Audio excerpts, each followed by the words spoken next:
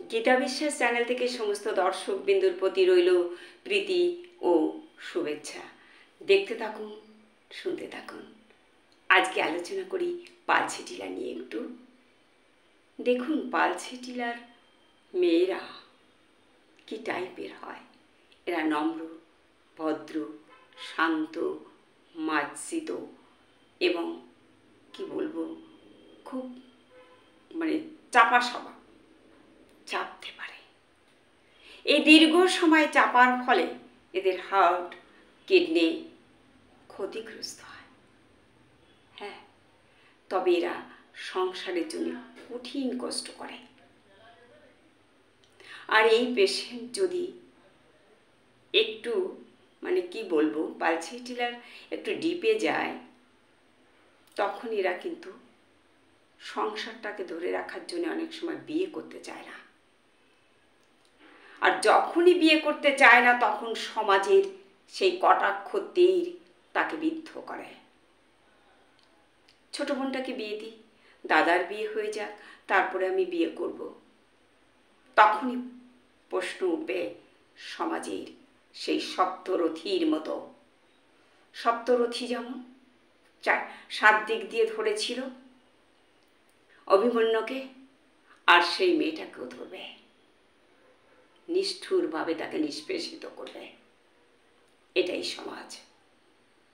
কেন সমাজে এইটা থাকবে? কেন? একটা মেয়ে, তার একটা স্বাধীনতা আছে, তার একটা রাজত্ব আছে, তার একটা মন আছে। কেন আমরা সমাজের লোকগুলো তাকে কটাক্ষ করে তার সুন্দর মনটাকে আমরা বিষিয়ে দিই? বলুন, কেন কেন সেটা করি? ট্যাক্স বসিয়ে দেওয়া উচিত মুখে, যে যেন কেউ কথা না বলতে পারে। হ্যাঁ, সবাই কি এক হয়? সবাই কি খারাপ হয়? হতে পারে না, হয় না। তাহলে কেন আমরা তাকে এই কষ্টটা দেব নিষ্ঠুরভাবে? তাকে ডাক্তার দেখানো হোক, কেন সে চাইছে না? কিন্তু কেন সমাজের মানুষ এইভাবে কঠিনভাবে তাকে কষ্ট দেবে?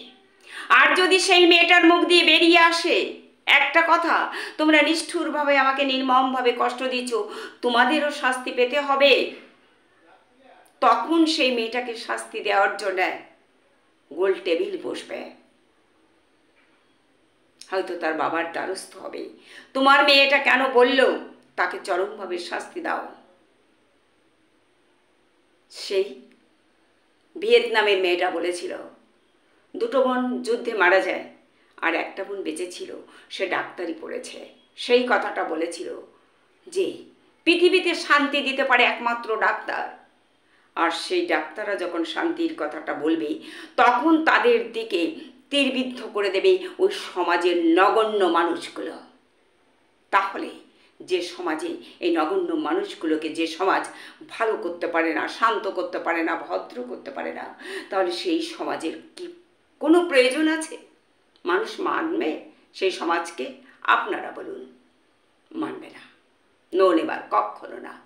তাই দর্শক বিন্দু, আজকে হয়তো আমি বলছি পালছি টিলা, এটা বালু মরুভূমিতে বালুর ভিতরে এই ফুলটা ফোটে, ব্লু, সাদা, অনেক কালারের হয়, এবং এরা শান্ত হয়ে থাকে, মাথা নত করে। দেখুন আপনারা চার্জ করে ফুলটা, মরুর বুকে, বালুর বুকে এরা জন্মে।